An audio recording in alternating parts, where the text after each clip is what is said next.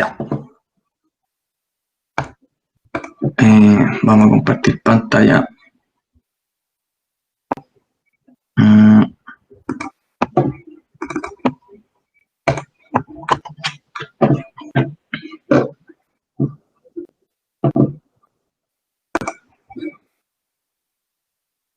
A ver cómo se ve eso. Ya. Bueno, nuevamente buenas tardes a todos. Espero que el resto del curso se pueda integrar. Bueno, vamos a hablar hoy día un poquito del arte de construir. Ya esta clase está pensada, la idea es describir en forma general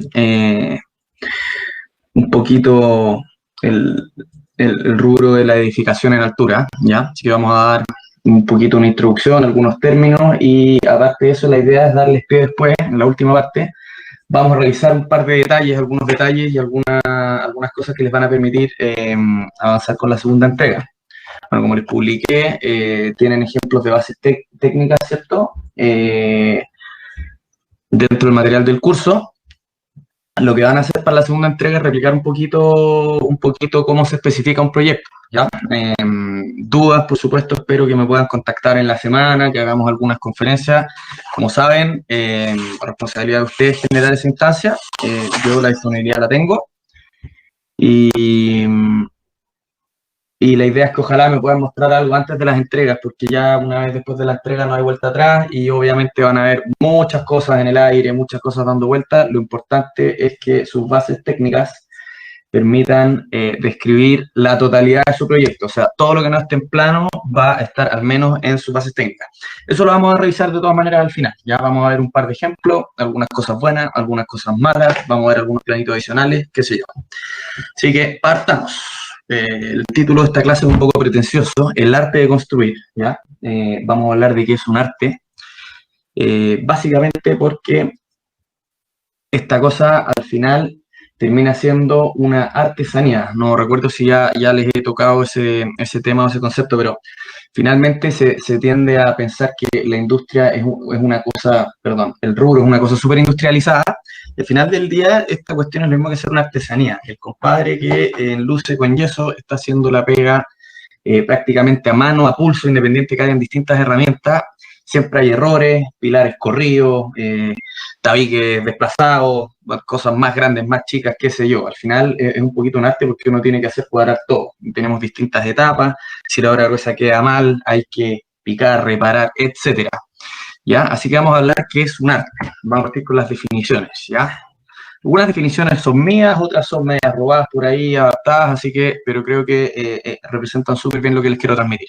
¿Ya? La construcción es el arte de gestionar un conjunto de técnicas y procesos mediante los cuales es posible materializar infraestructura. Vamos a partir de algo súper general. Espérenme, déjenme revisar el chat en caso de que haya algún comentario. Y por lo que veo, estaríamos con todo en orden. ¿Ya? Después, la edificación. Son estructuras de grandes dimensiones que sirven de soporte para el desarrollo de otras actividades humanas, ¿ya? Llámese museos, colegios, hospitales, clínicas, distintos tipos de edificios, llamémoslos por llamarlo de alguna manera. ¿Ya? También otra definición más genérica de la acción de edificar es el nombre que recibe la acción de edificar. Estructuras de grandes dimensiones. Y es la infraestructura es un conjunto de una o más construcciones que sirven de soporte para el desarrollo de otras actividades productivas. Ahí tenemos un ejemplo, ¿cierto? Aerogeneradores, medios de transporte, etcétera. Después tenemos una obra de construcción, ya que corresponde a un proyecto de infraestructura o edificación el cual se encuentra en alguna etapa de su ejecución. Ya, todas estas definiciones puede que algo preguntemos más adelante en la prueba número 1, que va a estar enfocada un poquito más en preguntas de desarrollo. La 2 va a ser una cosa un poquito más práctica. Pero, ¿qué se necesita para construir? Haciendo un poquito un resumen de las cosas que hemos ido comentando en las clases anteriores, ¿cierto? Tenemos primero la necesidad, que es lo que estamos solucionando, y en el fondo viene ahí la génesis de un proyecto. Necesitamos financiamiento, necesitamos, ¿cierto?, un terreno, una ubicación, un emplazamiento donde materializar este proyecto. Necesitamos a un gestor, ¿cierto? Que sea aquel que tome estas tres cosas anteriores y le dé alguna especie de curso. Un gestor puede ser un gestor inmobiliario, la misma inmobiliaria. Hay distintas figuras. A veces puede haber una persona que sea la que tenga las lucas, contrate a otra para que desarrolle, y a veces esa persona que desarrolla es la misma. Ya, así que aquí no hay una figura, una estructura tan rígida. Necesitamos además un proyecto. Necesitamos a una empresa contratista, ¿cierto? O algún experto en la materia que sea capaz de tomar estas bases técnicas y llevarlas a cabo, ponerles precio y llevarlas a cabo. Un equipo técnico profesional y fuerza de trabajo. Pero, ¿es eso todo? Por supuesto que no. Necesitamos un montón de otras cosas más. Necesitamos mercado, necesitamos materiales, maquinarias, equipos, un mercado de subcontratistas, ¿cierto? Toda una serie de cosas que parecieran triviales, pero no son tanto. ¿Ya? Dentro de los tipos de proyectos, nosotros como ingenieros civiles tenemos que saber que nuestro rubro se involucra con prácticamente la mayoría de los proyectos. Tenemos obras hidráulicas como represas, ¿qué más? Canales, qué sé yo. Ahí hay un sinnúmero de alternativas, obras de infraestructura vial, ¿cierto? Puentes, caminos, carreteras, accesos, túneles. Tenemos obras de minería, ¿cierto? Esa fotito es de Chucky, no sé si alguien ha visto, ha ido alguna vez a Chucky. Tenemos obras de montaje industrial, ¿cierto? Que son más enfocadas a veces se le llaman obras industriales, que normalmente se le llama de montaje, obviamente, porque consisten en traer todo el juego de piezas y armarlos en terreno. Normalmente son estructuras metálicas con complementos, qué sé yo, pueden ser de hormigón también, pero mayormente le vamos a llamar obras de montaje a los galpones, estaciones petroleras, etcétera. Tenemos obras sanitarias. Si no me equivoco, esta foto es de La Farfana. Bueno, ustedes saben que Santiago tiene una calidad de agua que es envidiable en la región. Tenemos, ya no recuerdo cuánto era el porcentaje, un 95, 98% de las aguas son tratadas. Cuando decimos tratadas, no es que uno pueda beber esa agua, pero sí esa agua es devuelta a los cauces y llega finalmente al mar, pero con una serie de tratamientos que remueven la mayor cantidad del contenido tóxico. Parte de esa agua se usa para regadío, etcétera. Y por último tenemos las obras de edificación en altura, que son las que más nos interesan. No sé si alguien reconoce, pero ese es el Burj Khalifa, que es el edificio que me parece por eso que sigue siendo más bonito. Espero que haya algún proyecto en carpeta por ahí, pero ahí está en su etapa de construcción, ¿cierto? Es una torre hecha en Dubái, espectacular. Algún día tal vez nos toque hacer una. Y con eso nos vamos a enfocar en lo que nos interesa a nosotros, ya que es la edificación en altura. Y vamos a describir un poquito los componentes más macro de un proyecto de edificación. Ya, vamos a partir, a mí me gusta dividir esto más o menos en tres partes. Y tenemos el esqueleto de un edificio, le vamos a llamar el esqueleto, que viene a ser la estructura completa, la cual se puede dividir a grosso modo en tres partes: supraestructura, infraestructura y la cubierta. Las dos primeras cumplen funciones estructurales, la última puede cumplir funciones estructurales y normalmente tiende a ser una cosa un poco más funcional que estructural en los proyectos estándares.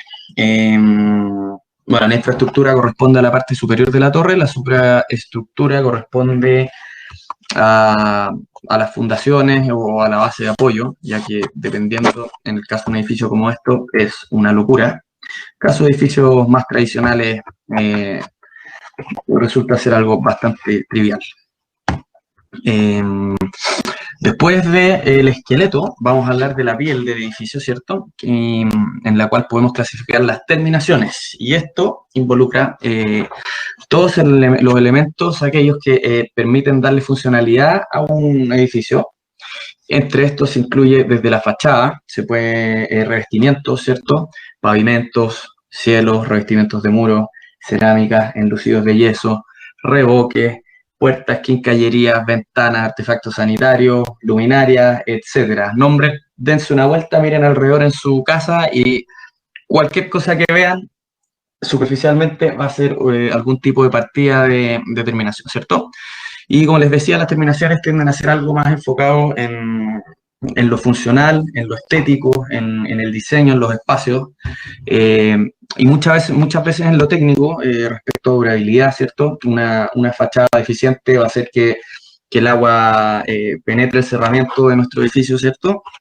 Eh, Entregando una mala vida útil, etcétera.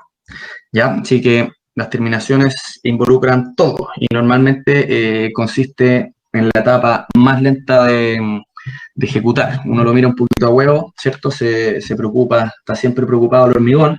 Sin embargo, ustedes ya saben que en una torre estándar pueden más o menos hacer 3 pisos en un mes, hormigonar 3 pisos en un mes, mientras que en una torre estándar, y este es un dato, por favor, anótenlo, puede ser una pregunta de prueba, eh, normalmente por piso en terminaciones, en un caso más o menos óptimo, puede llegar a demorarse 3 meses, cuando menos.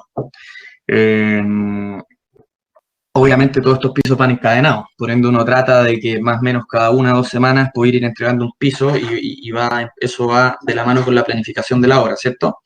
Entonces nosotros partimos teniendo nuestra obra gruesa como etapa crítica, que es la que nos va a dar la pauta. Nosotros no vamos a poder comenzar con las terminaciones hasta que se cumplan ciertas etapas en el desarrollo de nuestro proyecto.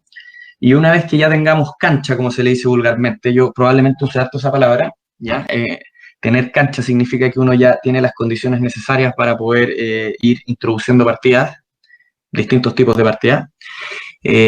Una vez que uno ya empieza a tener cancha en terminaciones, la idea es que se genere una cadena y ya la obra gruesa deja de estar en nuestra ruta crítica.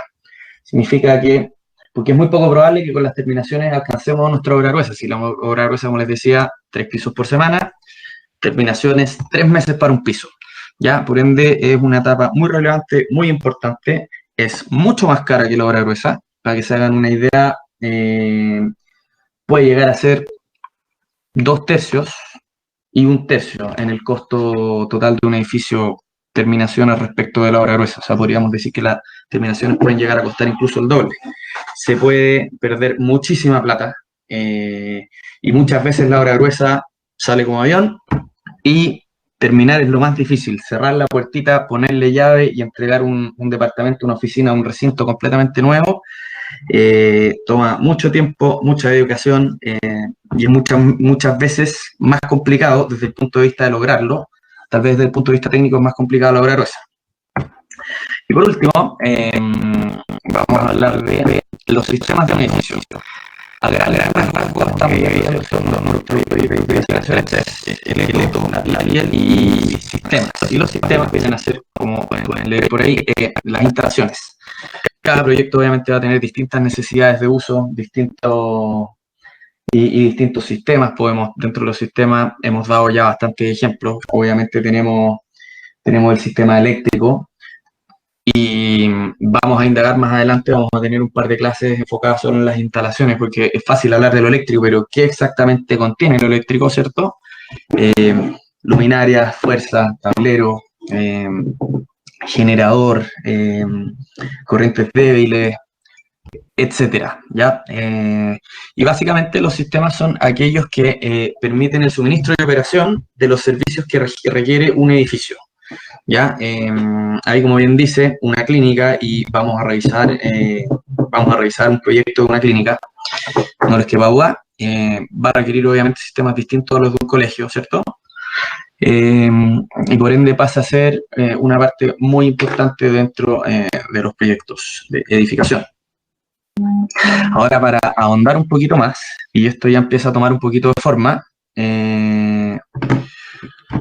nosotros tenemos que para nuestra próxima entrega generar un itemizado y especificaciones técnicas, ¿ya? Esto es más o menos la forma en cómo se descompone un itemizado y va muy de la mano con todo lo que estamos hablando. Aquí podemos ver, ¿cierto? Si bien es cierto, hay algunas Profe, etapas o ítems. Sí, dígame. ¿puedes repetir lo de los tiempos? Que no me quedó claro. Las terminaciones, ¿cuánto se demoraban? Un piso completo en condiciones normales y con una muy buena planificación son 3 meses, un piso completo para un departamento de viviendas. A lo mejor un departamento de oficina podría demorarse un poquito menos, dependiendo obviamente del proyecto. Si son oficinas caras, obviamente va a ser más. ¿Lo anotaste? ¿Se Sí, escuchó? ¿Se entendió? sí, gracias. ¿Sí? Pero, profe, el con piso completo es desde que no tiene nada hasta que está terminado. ¿Eso sería? Correcto. Desde que no hay nada, nada, nada, nada, o sea, tenemos solo la estructura, desde que uno mete al primer viejito ahí a quemar muros, ¿cierto? Que los muros, cuando llevan revoque, se queman con ácido muriático, después se lavan, y descarachar también, ¿cierto? Que es quitar las rebarbas, quitar todas las cosas que van a molestar para las terminaciones que vienen dejadas de la obra gruesa. Desde que uno saca los puntales y empieza a meter gente, hasta que le pone llave y cierra la puerta. Ahora, eso es lo que uno dice en la práctica, porque al final uno hace una especie de promedio. Lo más probable es que el primer piso se demore siempre un poquito más. O sea, sería bastante natural que uno no termine un piso, a lo mejor el primer piso en los primeros 5 meses, pero después esta cosa entra en un ritmo y entra en una cadena y se termina ajustando y en promedio debiesen ser 3 meses por piso.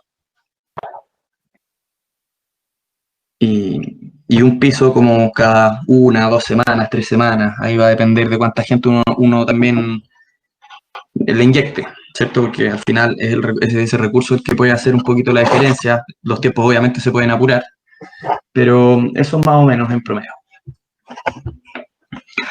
Ya, teniendo eso claro, vamos a seguir aquí explicando un poquito. Estas son más o menos las etapas en las que yo por lo menos estoy acostumbrado a dividir los proyectos. Vienen normalmente divididos así los proyectos de edificación. Podrán haber algunas variaciones, ¿ya? Pero las etapas son obras preliminares, instalación de faena, obras gruesas, terminaciones, instalaciones que no van necesariamente después de las terminaciones, sino que van a lo largo de de todo el desarrollo de la obra, pero obviamente se encasillan en un ítem aparte. Podemos tener o no obras exteriores, ¿cierto? Que va a depender de las obras, si es que hay obras de pavimentación, ¿cierto? Si es que hay requerimientos de las municipalidades. Esto como anécdota para que sepan ustedes, las municipalidades muchas veces se aprovechan un poquito las inmobiliarias y tienden a exigir cosas que no están necesariamente escritas, pero obviamente hay una especie ahí como acuerdo de medio no escrito donde la municipalidad va y le dice al magnate, mira, ¿sabes qué? Sería súper bueno en el proyecto o piden algún tipo de proyecto de mitigación y ahí en el proyecto la municipalidad empieza a poner requerimientos, exigencias, no, que las baldosas municipales son de este tipo y empiezan ellos a mejorar la municipalidad un poquito como a expensas de la inmobiliaria. Hay requerimientos que los que tiene que cumplir la inmobiliaria, pero obviamente ahí las municipalidades ahí van jugando y se las van arreglando, como muchas veces no tienen tantos recursos y al final las mismas obras son las que tienden a mejorar un poquito los entornos. Muchas veces eso no pasa, pero a mí en mi experiencia nos ha pasado que nos piden hacer cosas que la verdad que no corresponden, pero si no las hacen no te dan el permiso, así que al final el mandante termina haciendo lo que les piden. Es para ellos, de hecho, es súper difícil pelear ese tipo de cosas. ¿Y los permisos de edificación dependen de las municipalidades? Sí. Si el permiso de edificación lo saca, normalmente lo tramita un arquitecto. Cuando se hace un proyecto, el proyecto se ingresa a la municipalidad empieza a revisarán los flujos, van revisando las distintas cosas y la cantidad de estacionamientos, los metrajes. ¿Incluyó el impacto ambiental o no? Eso es una cosa relativa, se dice que sí, pero yo en los proyectos de edificación, yo la verdad no he visto en los últimos 4 años ningún tipo de proyecto de impacto ambiental.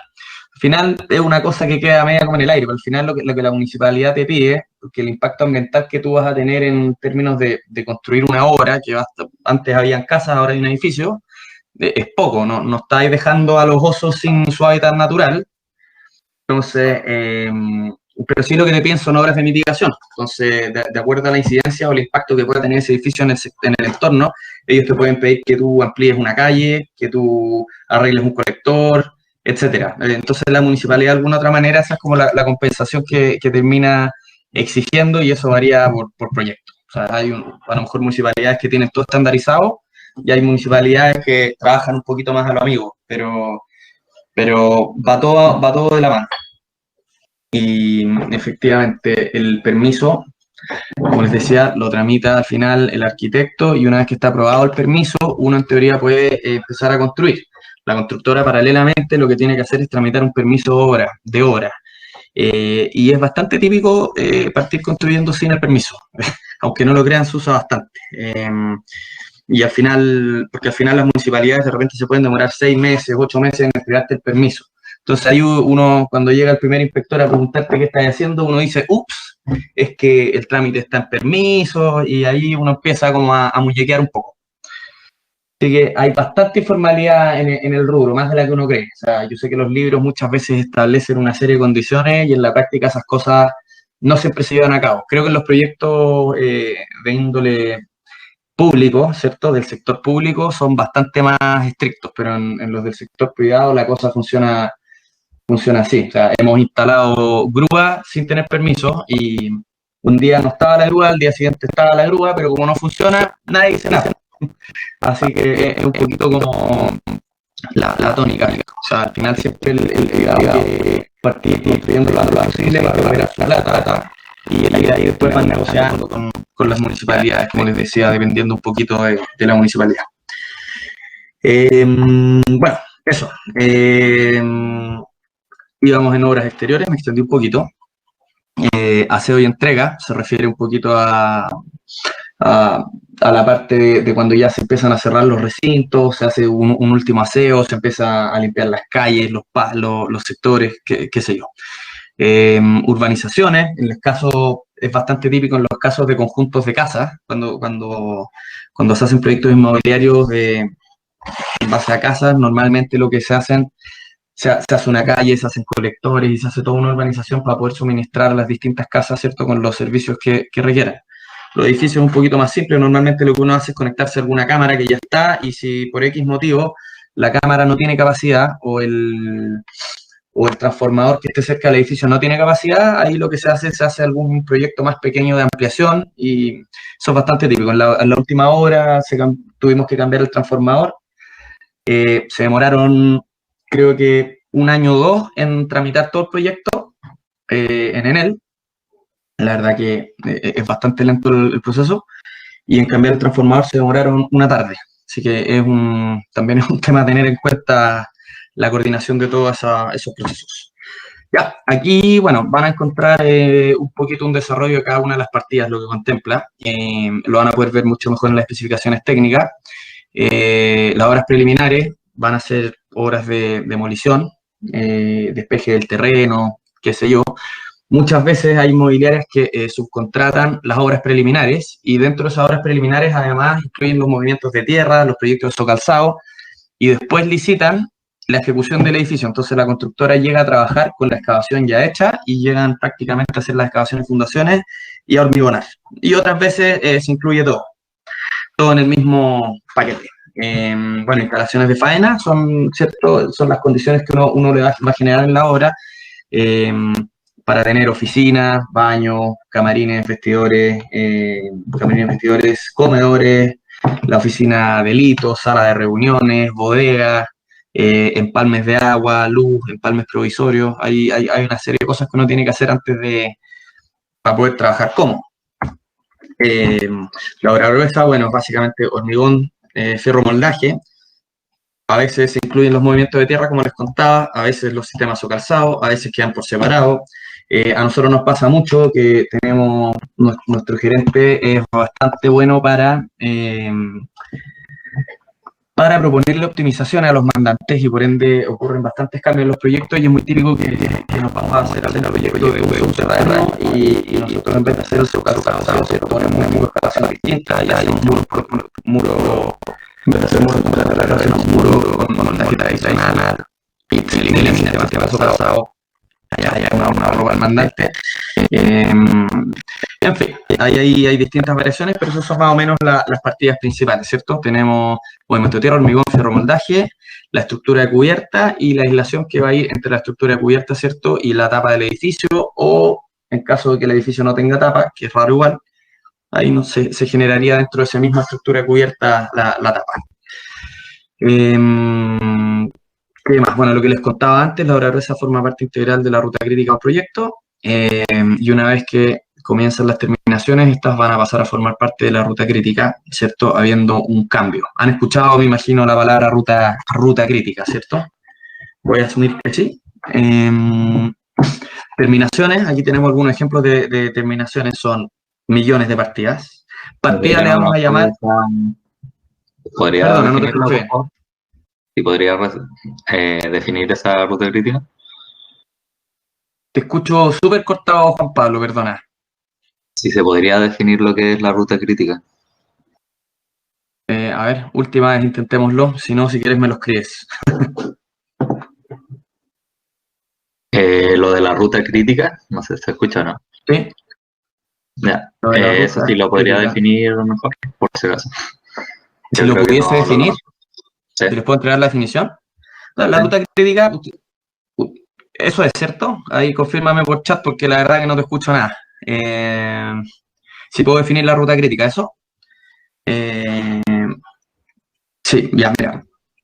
La ruta crítica, en cualquier proceso de planificación, uno tiene distintos tipos de tareas. Dentro de estos tipos de tareas, que en este caso nosotros estamos hablando de las definiciones macro, ¿cierto? De obra gruesa. Después dentro de la obra gruesa vamos a tener distintas tareas o partidas que van a ser el hormigón, el fierro, el moldaje, etcétera. Todas estas tareas muchas veces van relacionadas y son críticas para el avance de la obra. Por ejemplo, yo no puedo hacer un tabique si no tengo una losa donde apoyar ese tabique y otra losa superior donde afirmarlo, porque el tabique, ¿cierto? Sabemos que se fija abajo y arriba. Por ende, dentro de la lógica constructiva, la tarea de tabique es una tarea dependiente que va a depender de algo. Entonces, lo que uno tiene que hacer en cualquier tipo de planificación es identificar las partidas que son clave para poder materializar la obra en sí. Por ejemplo, yo para poder pintar tengo que enlucir el yeso, ¿cierto? O sea, enlucir la losa o enlucir un muro o tener mi tabique, pero a lo mejor la pintura en sí no va a ser parte de la ruta crítica porque al final lo que se considera son aquellas partidas de inicio a fin que van a marcar el tiempo total que se demore mi obra. Entonces, yo puedo a lo mejor meter 20 pintores o meter 2 y a lo mejor la partida de pintura va a tener algún grado de holgura. Sin embargo, lo más probable es que, a ver, yo creo que me estoy alargando a lo mejor mucho, pero, por ejemplo, siguiendo la misma lógica, yo no puedo tapar un tabique si no tengo mis canalizaciones eléctricas hechas, ¿cierto?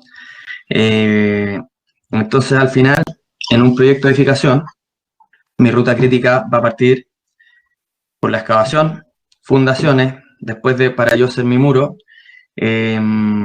voy a tener que tener lista mi fundación, mi fierro, mi moldaje, y de alguna forma vamos identificando partidas que van a trazar el camino a seguir para cumplir con el plazo de la obra. Y vamos a tener otras partidas que no van a ser parte de mi ruta crítica, las cuales yo voy a poder planificarlas con distintos grados de holgura. A lo mejor yo tengo un portero, un instalador de puertas, ¿cierto? Que me puede instalar 30 puertas al día.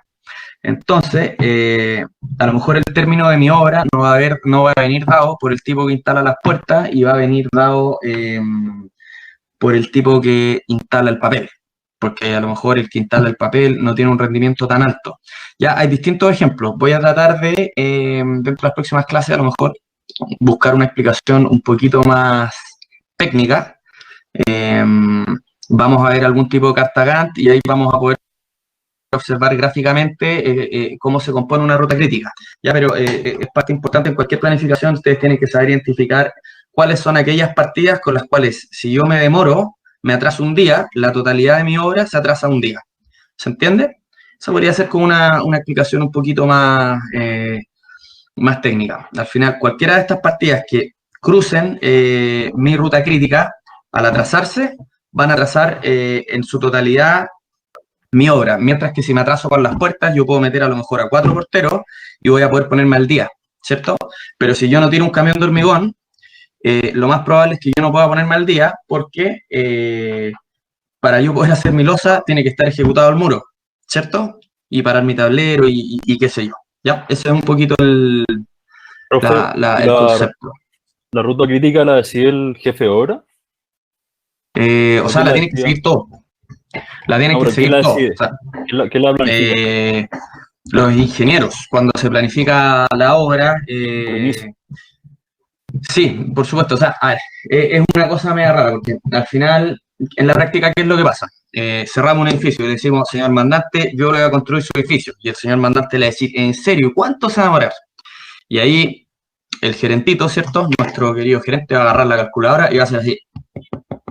Como él ya ha hecho 300 edificios iguales, se sabe de memoria lo que se tiene que demorar y más o menos maneja los tiempos. Esto es como funciona en la práctica. Me encantaría decirle que uno agarra un modelo y le mete recursos y la cuestión le bota el dato, pero esa cuestión es mentira, no funciona así. Entonces, un edificio, por ejemplo, como en el que yo estaba, debiese demorarse, el que vimos después, debiese demorarse entre 18 a 22 meses. Va a variar, obviamente, de cuántos recursos le queramos inyectar. Entonces, ahí el gerente llega y dice, ya, como no me querían dar el proyecto, yo ofrecí 2 meses menos, entonces nos tenemos que durar dos meses menos. Y uno toma después todo el itemizado y todas las partidas y las empieza por ejemplo, en un programa como Project, uno empieza a planificar y empieza a definir qué etapas dependen de qué cosa y al final empieza como a formarse una especie de lógica donde uno ya empieza a ver la ruta crítica porque al final, ¿cuál es mi restricción? Yo defino que mi restricción son 18 meses. Y de acuerdo a esos 18 meses, uno empieza a planificar, pues, y empieza a darse cuenta, por ejemplo, que, como les decía, yo no voy a poder hacer una losa si es que no tengo al menos 2 muros para hacer esa losa. Entonces uno empieza a asignar tiempos de demora, de duración, perdón, de lo que se va a demorar cada partida. Después uno asigna dependencias entre cada una de las partidas, ¿cierto? Y en base a eso se empieza como a construir una forma. No les ha tocado ver alguna carta planificada, una cosa de esa. Yo voy a tratar de mira, pero chicas, los proyectos más chicos.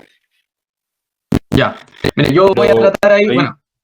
Ahí sí, no sé, pues si digo que se demora, no sé, dos meses las terminaciones, por ejemplo, ¿qué pasa si me atraso?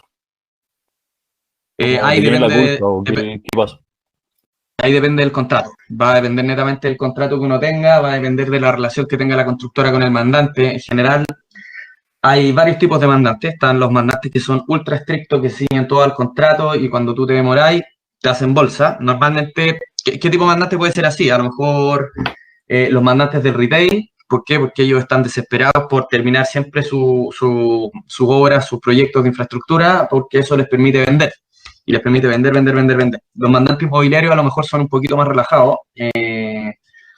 Y en general las obras todas las obras se atrasan. Esa cuestión es un dato. El tema es que el atraso no sea incidente en el negocio de la persona que te mandó a construir. O casi todas las obras se atrasan. Y ahí se negocia un poco, ¿no? Normalmente en las mismas bases técnicas vienen definidas condiciones contractuales donde por tantas semanas de atraso se va a cobrar una multa, pero en la práctica, si tú mandaste a hacer un edificio que costó 1 tonelada de plata y el compadre que te lo construyó se demoró un mes más, ¿tú qué es lo que querís? ¿Querís tenerlo contento para que el próximo proyecto te lo vuelvan a hacer? Entonces, al final hay bastante informalidad en el tema. Por lo menos en el área que yo me desenvuelvo, la cuestión es bastante a lo amigo. Yo no he estado ni una hora donde nos cobren multa. El problema es que cuando tú te empiezas a demorar, y yo me demoro un mes más, ¿cierto? Nosotros tenemos algo que se llaman gastos generales. Los gastos generales es una cantidad de plata fija que yo pago al mes por tener varios profesionales, por tener un administrador, por tener supervisores, por tener trazadores, etcétera. Y hay una planilla mensual en la cual la constructora va gastando plata. Entonces, cuando nosotros nos demoramos más tiempo, esa gente o ese equipo de profesionales y técnicos y qué sé yo que tú tienes en esa obra, tú le tienes que seguir pagando. Entonces, eso hace que las utilidades de tu obra bajen porque finalmente te terminas gastando más plata de la que dijiste que te ibas a gastar por concepto de gastos generales. Entonces, ¿qué es lo que te conviene? Meter más gente y terminar antes, porque así tú ahorras un poquito parte de esa plata. No sé si se entiende.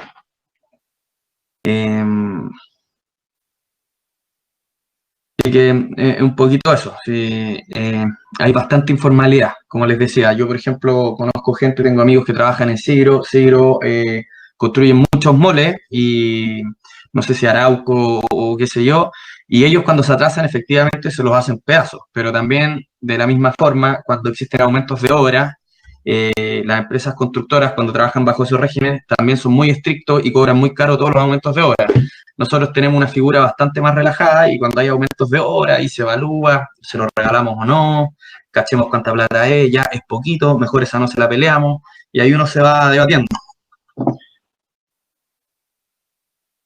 Ah, excelente pregunta, Lucas, porque en Chile no sabemos planificar, no sabemos estudiar proyectos, no sabemos muchísimas cosas. No es que no sepamos, no se da en el tiempo. Entonces, a mí me ha pasado, una vez me pidieron que me cubicara el fierro de un edificio en 2 días. ¿Por qué? Porque llegó una empresa, que no voy a decir el nombre, y llamó a uno de nuestros gerentes de obra, a quien a mí me gusta llamar Chuck Norris, para no divulgar el nombre, ¿ya? Y Chuck Norris le dijo al compadre, lo llamó a la empresa y le dice, hola, don Chuck, mire, tengo un problema. Yo tenía una constructora que me estaba haciendo mi edificio y quebraron. Estamos en el subterráneo 4, el edificio tiene 8 pisos. ¿Tú me podrías decir de aquí al viernes cuánto me cobrarías por hacerlo? Y Chuck Norris le dice, ningún problema, esa cuestión yo le pongo precio en 2 minutos. Después toma el teléfono, agarra, se pone a llamar a todos sus profesionales, esto, y aquí el viernes le tiene un precio. Es una locura. ¿Y qué es lo que pasa? El mandante obviamente apremiado por sus temas con el banco, qué sé yo, porque ellos tienen cierto piden su crédito, entonces tú cuando el banco le da el crédito a una inmobiliaria, y resulta que la constructora que le estaba haciendo el proyecto quiebra, el banco también se pone nervioso, los intereses empiezan a sumar, entonces, ¿y qué es lo que pasó? 2 semanas después estábamos nosotros construyendo ese edificio. Entonces, al final, el mercado privado es demasiado flexible y como es muy flexible, se descansa mucho en quien ejecuta los proyectos más que en quien los desarrolla. Y eso es algo que se debería cambiar. Es algo que a lo mejor el día de mañana ustedes van a tener que tomar un rol importante. Hoy día a la fecha no se aplica mucho, la verdad, las cosas. Y al final parte de nuestra pega, nosotros terminamos, la construcción es una escuela muy buena porque al final uno termina solucionando todos los problemas.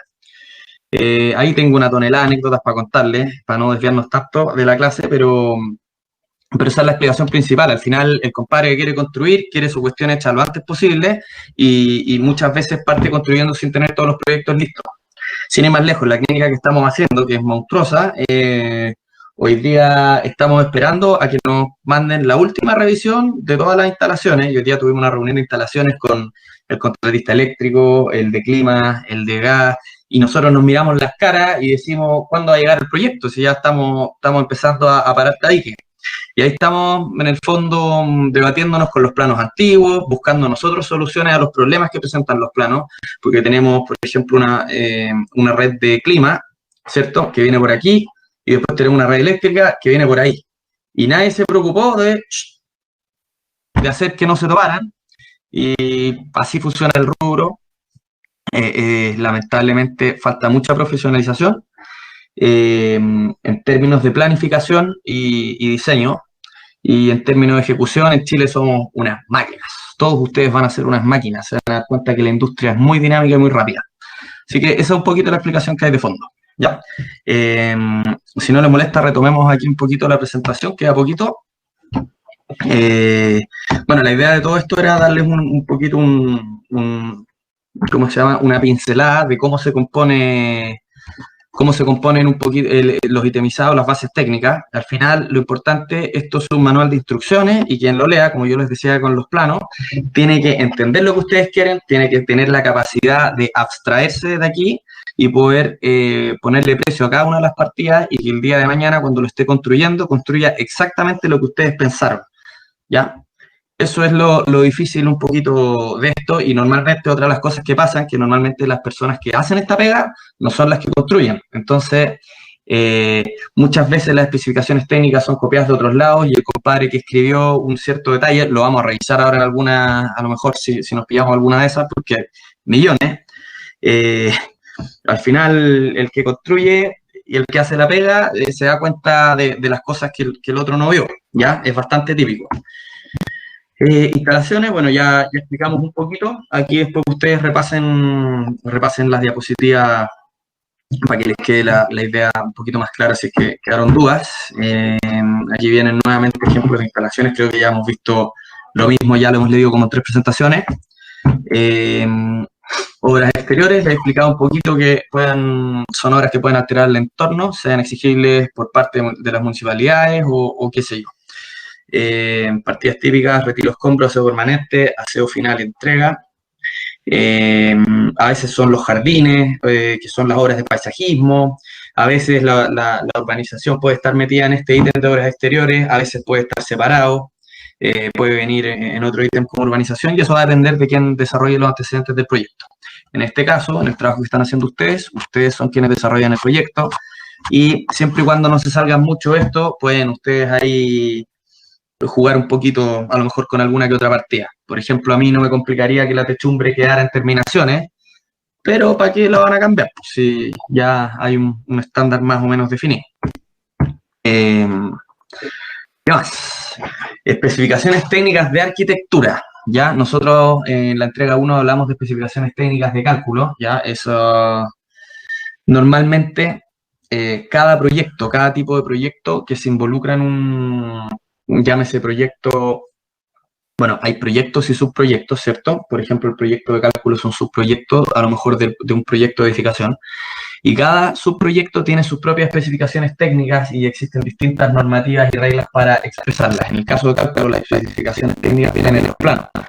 Calculista siempre te va a agregar una memoria de cálculo y por lado te va a agregar planos de construcción. Y en sus planos de construcción van a venir todas sus especificaciones técnicas porque los calculistas son muy prolijos y ellos quieren que ojalá solo veas los planos para construir. En el caso de la arquitectura es un poquito distinto porque llega a ser casi impracticable poner toda la vasta cantidad de detalles que existen, así que por ende siempre se complementan los planos con un documento de especificaciones técnicas, el requerido en la entrega 2. ¿Ya? Corresponde a un documento que viene a complementar los antecedentes de un proyecto de arquitectura. En esta se definen responsabilidades del contratista, del mandante, procedimientos de ejecución, procedimientos de muestreo, qué tipos de materiales hay que muestrear. Hay toda una parte técnica en referencia a cómo se construye y hay toda otra parte que es en referencia a qué es lo que tiene que tener la construcción. Y en general, cualquier cosa que venga en una especificación técnica o en un plano, si yo la pongo o no la pongo en mi presupuesto, y mi presupuesto es de suma alzada, yo estoy por contrato obligado a construirlo igual, aunque sea a mi costo, ¿ya? Eso es súper importante que lo sepan. Por eso es tan importante que las especificaciones vengan bien, y aunque no lo crean, nunca vienen bien. ¿Ya? Aquí yo puse 2 ejemplos de especificaciones técnicas. Esta es una especificación que yo le subí a Canva, ¿cierto? Y aquí pueden ver que tenemos, y se ve súper ordenadito, ¿cierto? Más o menos todas las cosas que se exigen. Yo para la entrega no les voy a exigir que me hablen de la oficina de la ITO, de la oficina de dirección y administración, todos los antecedentes que sean, digamos, del tipo enfocado en ensayos y enfocado como un poquito más en trámites administrativos, por favor déjenlos afuera. A mí lo que me interesa es que ustedes en sus especificaciones técnicas puedan poner más que nada la materialidad de las cosas que van a componer su proyecto, ¿ya? Para que lo tengan ahí bien claro. Entonces, letreros no me interesa, cierros provisorios no me interesa, instalación de grúas, por ahí no sé si alguien va a usar una grúa. Dígame. ¿Cuál sería la diferencia de las especificaciones técnicas de ahora con las anteriores? Que las anteriores no fueron especificaciones técnicas. En lo anterior ustedes entregaron una especie de mezcolanza entre un proyecto de arquitectura y uno de cálculo.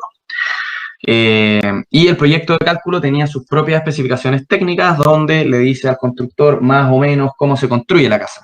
En las especificaciones técnicas de arquitectura ustedes me van a decir qué tipos de tabique van a usar, cómo tengo que hacer el tabique, con qué tipo de perfil, qué tipo de lana mineral tengo que ponerle a mi perfil, y la especificación técnica va a estar enfocada en eso, va a estar enfocada mayormente en las terminaciones de su edificio.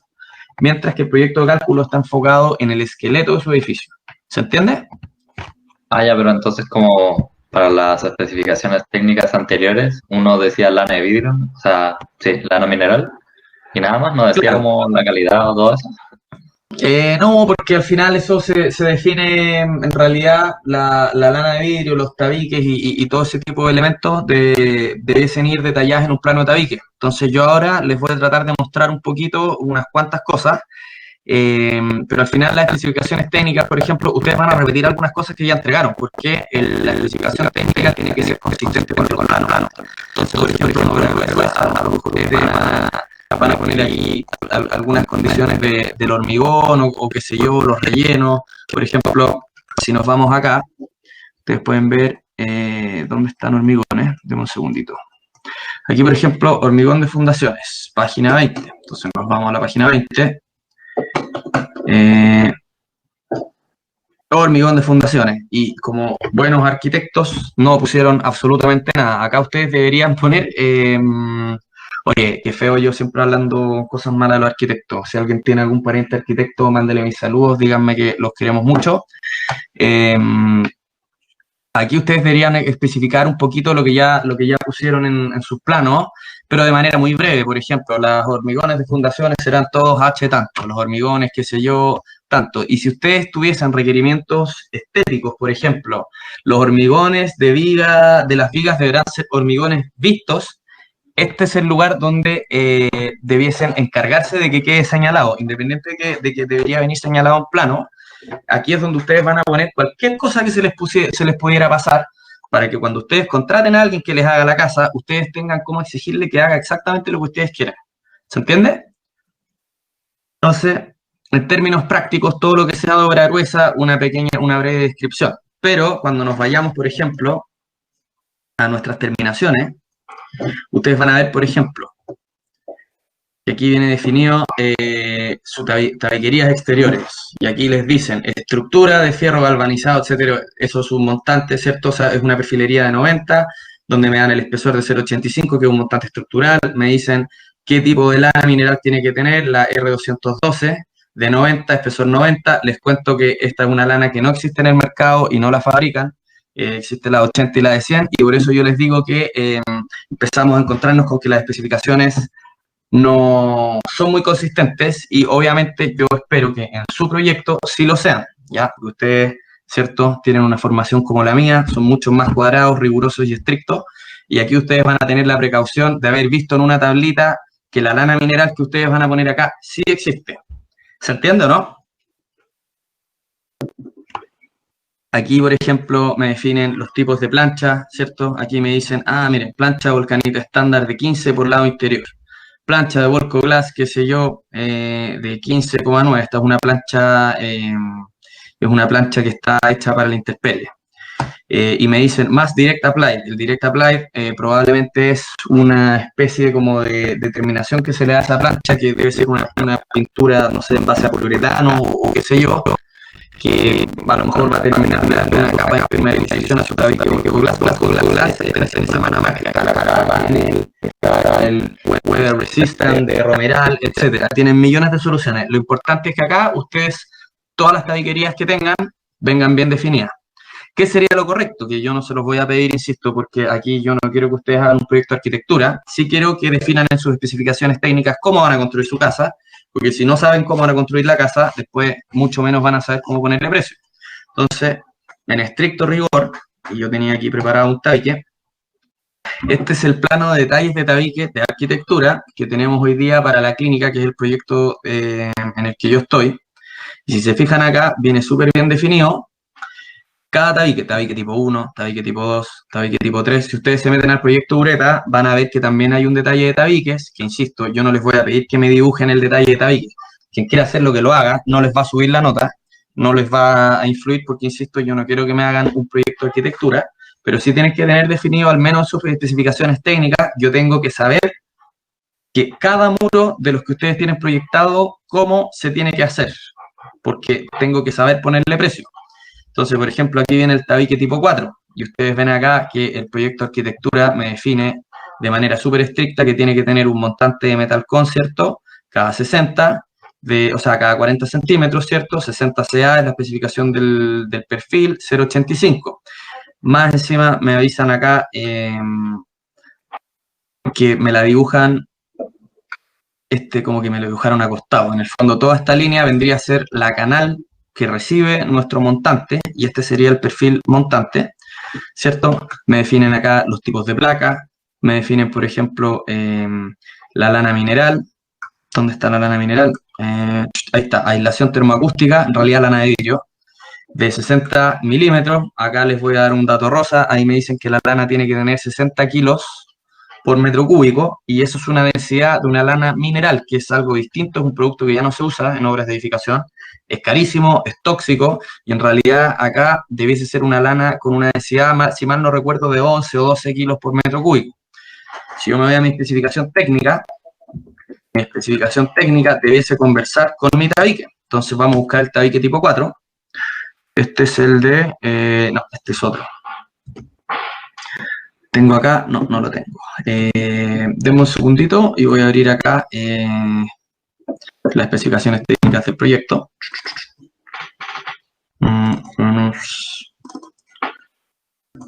Estas son las especificaciones del proyecto.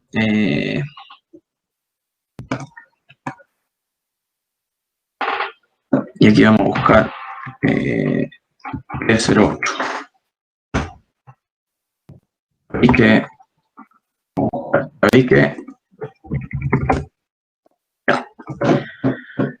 Especificaciones son todo un caso, pero aquí está. Aquí, si se fijan, ellos se dieron el trabajo de especificar de la misma forma que lo tienen en un plano y de la misma forma que lo tenía en la otra especificación, mis tabiques, y me explican cuál es la cara 1, la cara 2, y si yo me voy a mi tabique tipo 4, ahí me dice la tabique, la resistencia que no lo pongan, me dice que finalmente tiene que ayudar un montante de 60, la especificación del montante, cada 40 centímetros, colchoneta lana de vidrio, espesor 60, densidad 60 kilos por metro cúbico.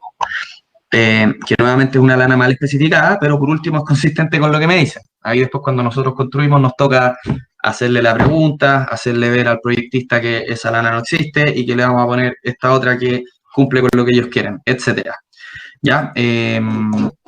Bueno, ahí tienen para entretenerse un poquito la idea. Y otra cosa súper importante, que espero que lo podamos revisar, no sé si alguien tuvo tiempo de revisar el itemizado que les subí.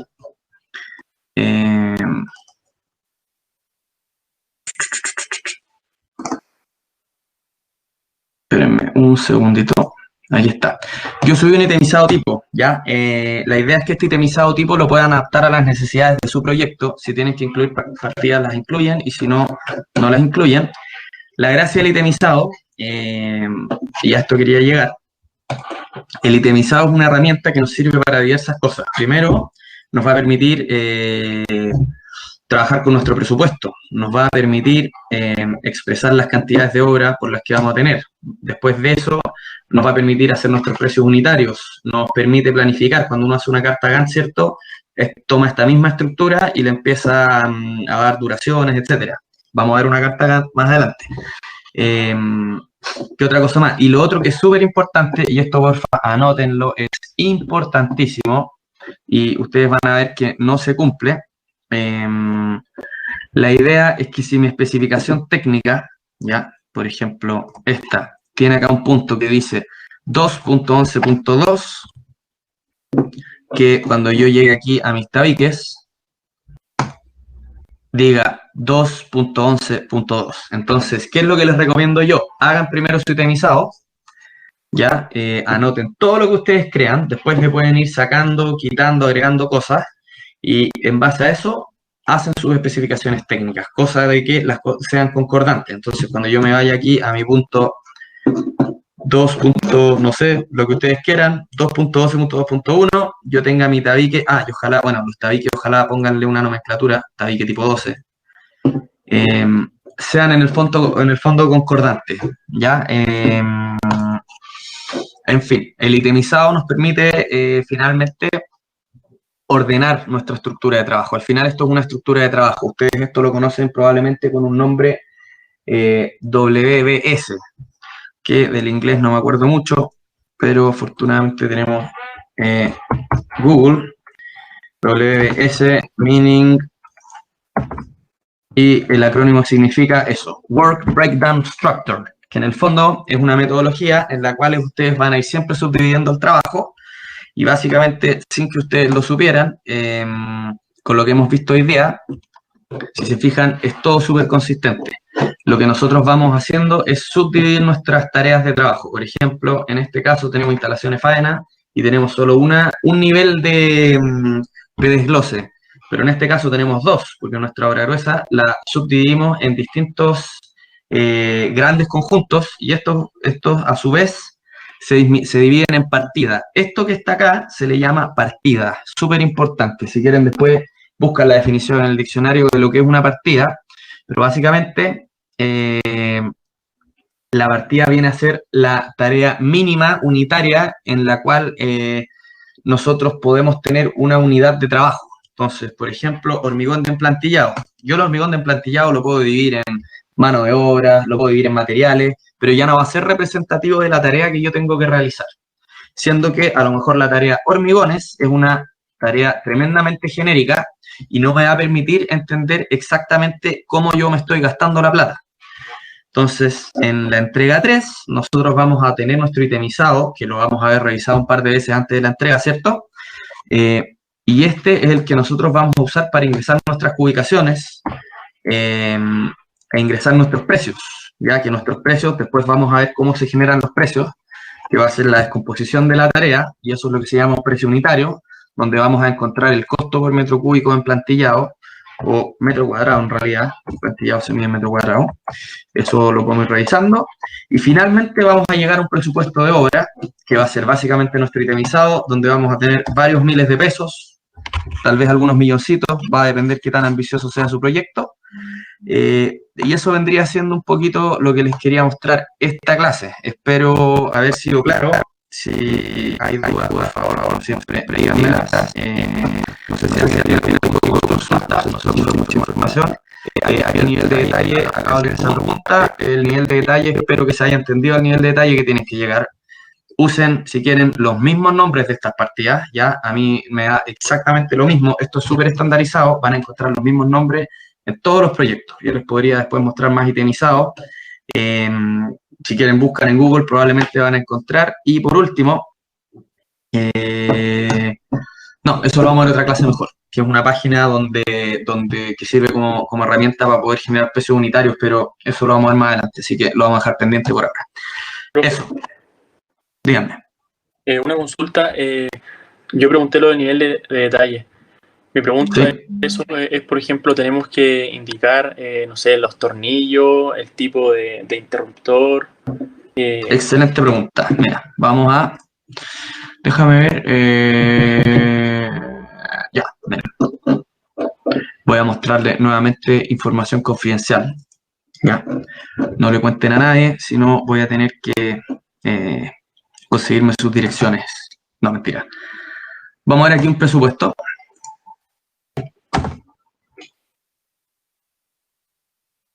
Esto es un presupuesto real. No les voy a mostrar los montos por razones privadas y ya que la clase está siendo grabada. Pero nosotros tenemos acá algo que se llama precio unitario. ¿Ya? Y tenemos acá todas nuestras partidas con algunos precios. Me voy a mover muy rápido para que no me los copien. Aunque igual van a ser distintos en una casa, así que me da lo mismo en realidad. Pero si ustedes se van, por ejemplo, acá al precio unitario de un tabique, ustedes van a ver que en el precio unitario de un tabique tenemos clavo Hilti, que viene a ser el clavo con el que se fija la canal. Tenemos el pino elaborado, que el pino elaborado es un refuerzo que se pone cuando tenemos puertas. Tenemos la lana de vidrio, tenemos el volco metal, que vendrían a ser las canales y los montantes. Tenemos el esquinero metálico, tenemos la malla de base, tenemos la wincha de fibra, que es la que nos permite realizar el tratamiento de wincha para que no se noten las uniones de placas de volcanita. Tenemos los tornillos autoperforantes, tenemos jornal, volcanitero, volcanita, etc. Esto es un precio unitario, ¿ya? Y esto de acá es una partida, tabique tipo 3. El nivel de detalle al que ustedes tienen que llegar ahora es este, es uno antes de poder descomponer nuestro precio a lo que vamos a llamar precio unitario. ¿Se entiende? Sí, perfecto, o sea, tenemos que incluir todos los detalles posibles al final. Correcto, pero en esta entrega, para lo que es el itemizado, ustedes van a llegar al detalle global. Por ejemplo, tabique tipo 1. Y tu tabique tipo 1 va a ser, por ejemplo, el tabique de separación de dormitorio. Te invento. Todo lo que sea, después de eso, descomponible en insumos, en mano de obra, en equipos, en materiales.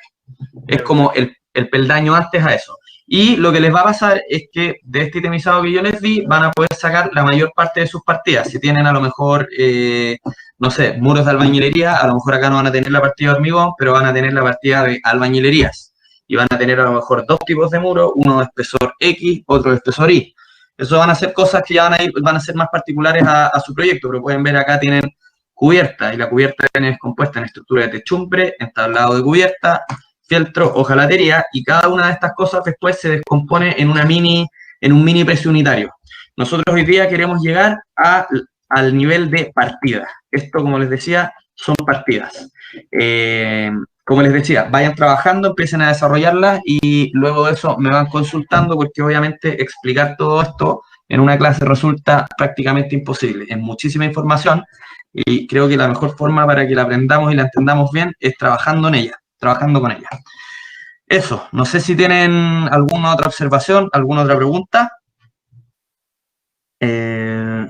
Sí, se toman porcentajes de pérdida, pero eso se ve en el precio unitario, ¿ya? Por ejemplo, vamos a abrir rápidamente esto de nuevo y vamos a ir al hormigón. Precio unitario o hormigón.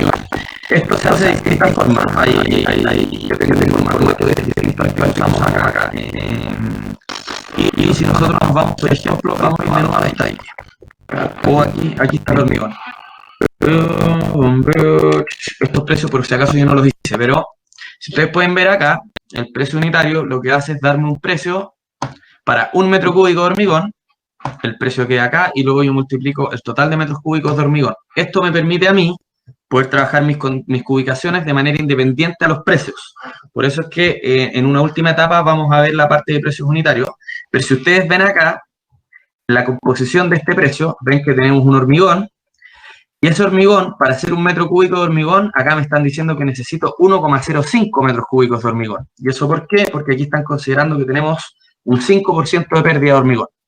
Eso puede aplicar para distintas cosas. Entonces, la pérdida que yo voy a considerar, que aunque no lo crean, como estándar siempre le dan a todo un 5%, en realidad eso es bastante más variable, pero siempre se va a considerar un porcentaje de pérdida, pero eso va a ir metido en el precio, cosa que ustedes puedan ubicar sus cantidades exactas de cada partida.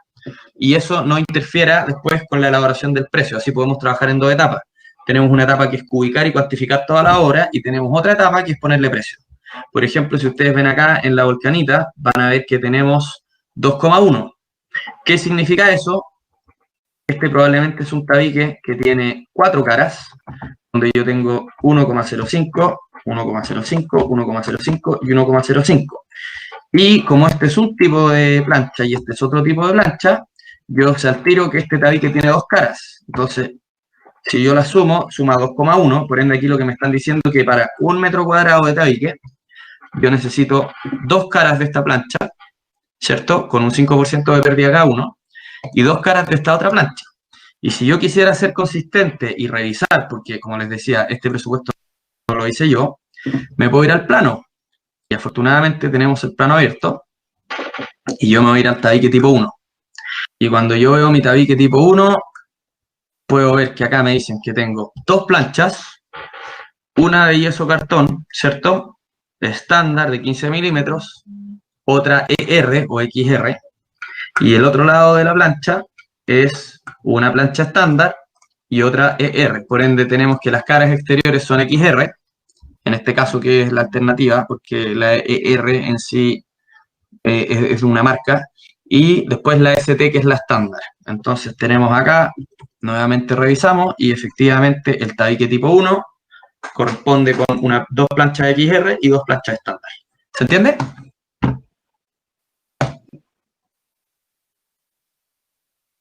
Sí. vamos a tomar como que sí y como que se escuchó todo. Y si les parece, vamos a dejar la clase hasta aquí. No sé si tienen más consultas. Espero que les haya quedado claro. Espero que ahora tengan claro cómo avanzar. Esto parece un trabajo súper exhaustivo. Cuando se pongan a trabajar se van a dar cuenta que es bastante más rápido de lo que creen y toma bastante menos tiempo del que creen. Pero la idea es que ahí le pongan un poquito de ganas y echen a andar esta cosa. No sé si tienen alguna otra pregunta. Si no, dejamos la clase hasta acá. Y como dicen por ahí, el silencio otorga. Parte de esta nueva normalidad en la que vivimos. Si les parece, vamos a dejar de grabar y lo vamos a dejar hasta aquí. Gracias por su atención y estamos hablando, espero con su